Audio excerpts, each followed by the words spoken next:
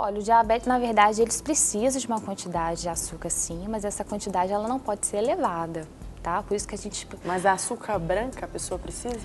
O açúcar, aí que tá. O açúcar branco tem essa questão dele ser absorvido muito rápido, né?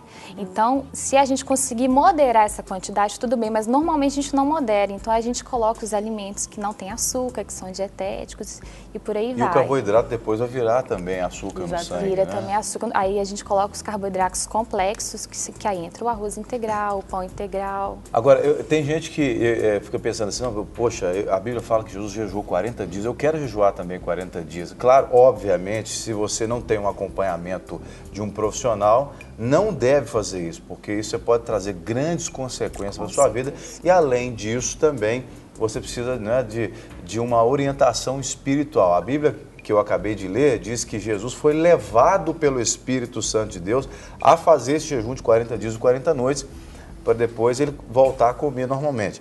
Se você não é dirigido pelo Espírito Santo de Deus, não faça, não é? Agora, se o Espírito Santo de Deus está dirigindo você a fazer um jejum como esse, você pode fazer, claro, buscando os devidos cuidados.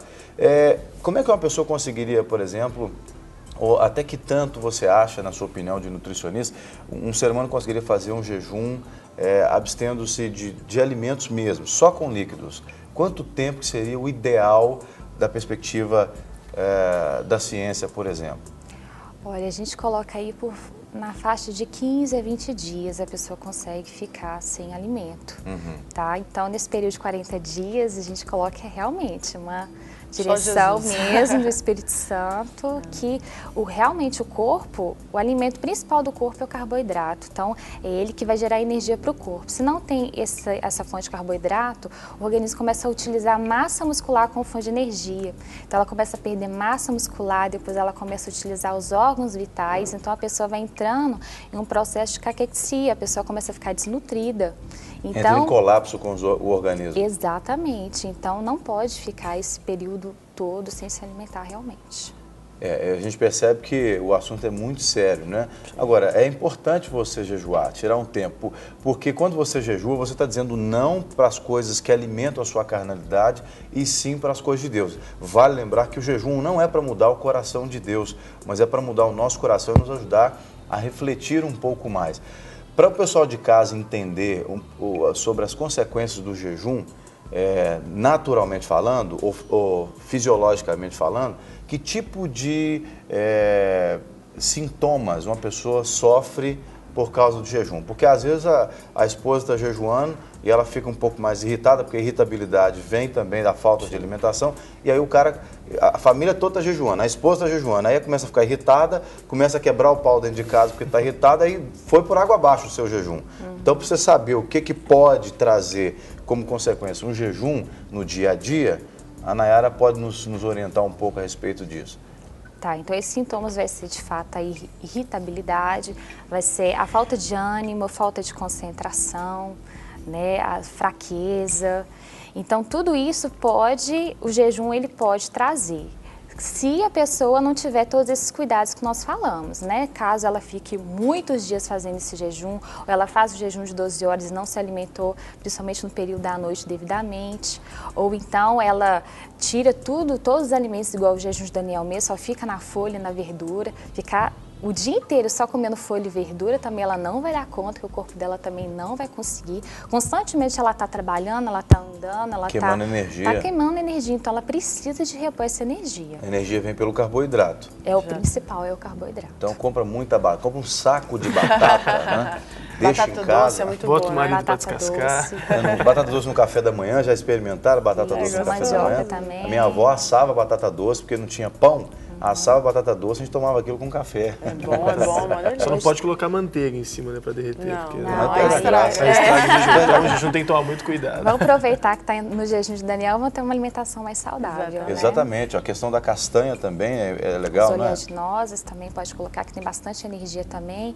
Tem um óleo muito essencial, que é o ômega 3 também, que faz muito bem para o coração, para o corpo. E sem contar que você pode também manter a regularidade de se alimentar de 3 em 3 horas, se o seu jejum não é aquele de 12 horas consecutivas, né? Isso. Se o jejum é de Daniel, não está dizendo que você vai ficar 12 horas sem comer. Você vai comer coisas específicas e esse cuidado de 3 em 3 horas também é importante, não é, Nayara? É importante. Deixa eu até trazer uma pergunta, você vai responder junto nesses 3 horas, talvez possa até ajudar a Raquel. Ela ligou aqui de Ibirité, ela ligou pra gente e disse o seguinte: eu trabalho a noite inteira e aí durante o dia ela chega e vai até fazer exercício físico, academia, cuida um pouco da vida dela e depois tem o seu descanso. Como uma pessoa que tem essa rotina, essa vida de trabalhar à noite e durante o dia ela vai então recuperar o sono e também se alimentar, como que ela poderia equilibrar fazendo um jejum? Talvez comer em 3 horas, mas vai ter que dormir durante o dia, muda tudo? Ela até chegou uma informação aqui que ela é enfermeira, ou seja, trabalha na área de saúde.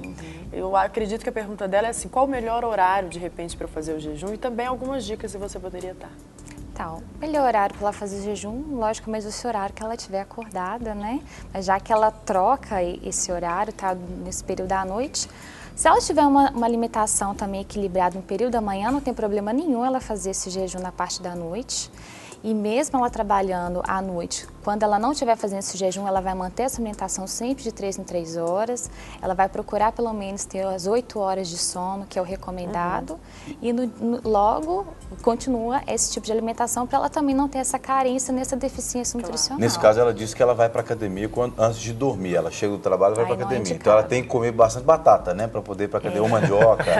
Aí eu indico ela, pelo menos, esperar aí umas 4 horas para poder ir para academia, porque ela ficou um período de jejum, muito tempo sem sem se alimentar. Já vai com exercício físico, gastar mais energia.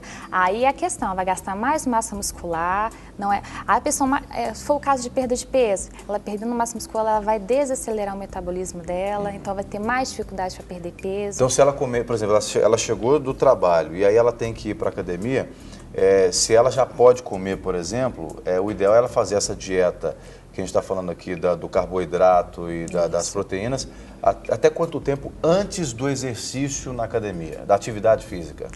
Se ela fez esse jejum, ideal então ela esperar pelo menos umas 3 horas. Umas 3 horas para ela comer, porque o alimento ele não é digerido na hora, ele leva um tempo, mais ou menos umas 2 horas.